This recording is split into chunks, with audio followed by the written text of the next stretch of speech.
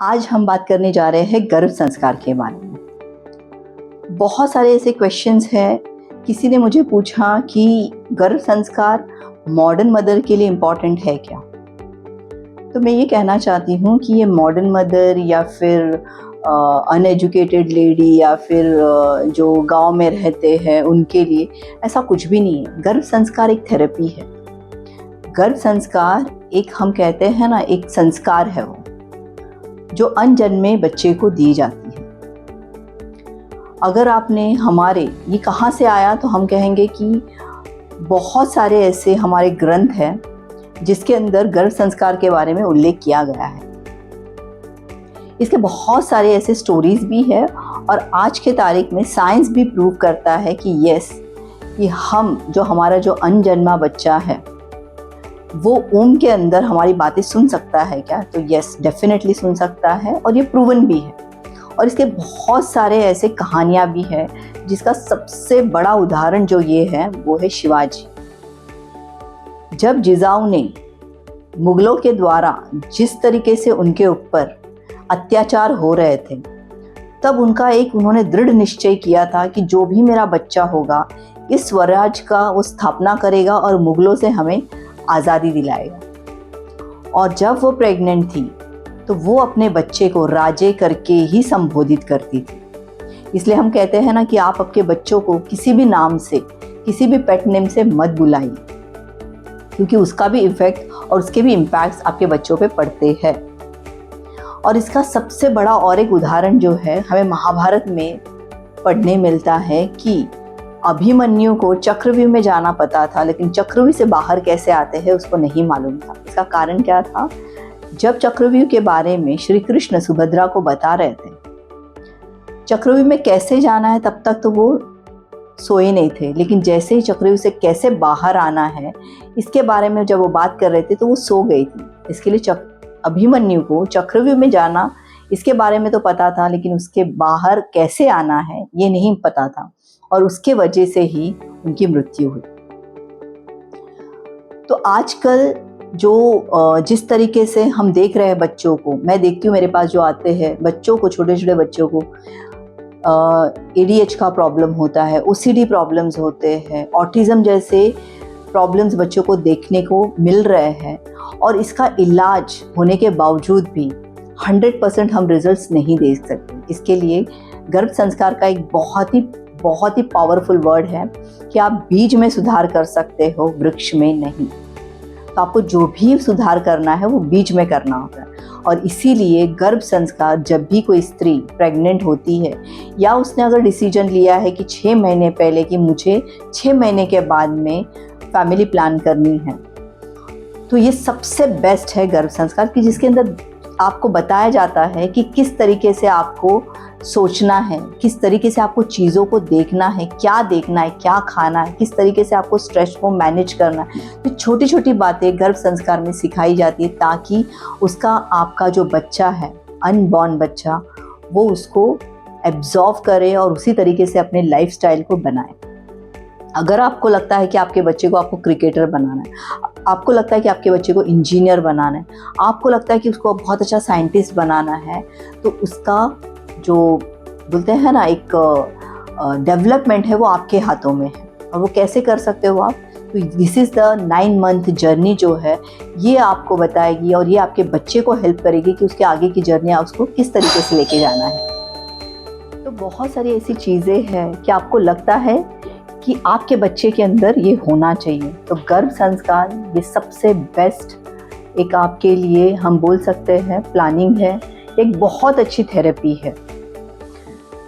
अभी बहुत सारे ऐसे लोग हैं जो कहते हैं ना कि शादी में वेडिंग प्लानिंग कैसी होनी चाहिए, प्री वेडिंग करते हैं। आजकल तो नया स्टाइल निकला है कि प्री प्रेगनेंसी का भी शूट होते हैं।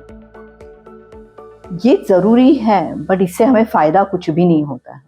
लेकिन गर्भ संस्कार एक ऐसी चीज़ है, अगर आप इस चीज़ को करते हो तो आप समाज के लिए एक अच्छा नागरिक ही नहीं, बल्कि आपके बुढ़ापे के लिए भी आप एक बहुत अच्छा इन्वेस्टमेंट हम बोल सकते हैं, या आप एक बहुत अच्छा सुकून की ज़िंदगी, क्योंकि अगर बोलते हैं ना बच्चे अच्छे हो तो हमारा बुढ़ापा बहुत अच्छा होता है। और सिर्फ खुद के लिए नहीं, बट उस बच्चे के लिए भी, उसका भी भविष्य, उसका भी जीवन बहुत ही आसान तरीके से कट सकता है। उसके ज़िंदगी में आगे चल के फिर काउंसलर, साइकेट्रिस्ट, ये सारी चीज़ों की ढूंढने की ज़रूरत नहीं पड़ती है, ना ही उसे ऐसे कोई चीज़ों को जूझना पड़ता है कि जिसके, बोलते हैं ना, प्रॉब्लम सबको ही है, ऐसा नहीं कि प्रॉब्लम्स नहीं आएंगे, लेकिन उसे किस तरीके से हैंडल करना है वो आपको गर्भ संस्कार में सिखाया जाता है। चुनौतियों को किस तरीके से अपॉर्चुनिटीज़ बनाना है ये गर्भ संस्कार में सिखाया जाता है। एक बच्चे का भविष्य किस तरीके से उज्जवल करना है ये गर्भ संस्कार में सिखाया जाता है। इसके बारे में आपको मैं एक स्टोरी बताना चाहती हूँ कि श्री कृष्ण को सपने में एक गाय, एक गौ माता अपने बच्चे को इतना दुलार प्यार कर रही है, तो वो इतना लीक कर रही थी उस बच्चे को कि वो बच्चे का बदन छील जाता है, उसमें से खून आने लगता है और वो बच्चा बेहोश हो जाता है। और श्री कृष्ण की नींद खुल जाती है और वो सुदामा से पूछते हैं कि ये क्या सपना था, ये क्या मैंने देखा। तो वो कहते हैं कि ये सपना नहीं था, ये कलयुग का आपको एक झलक देखने को मिला है।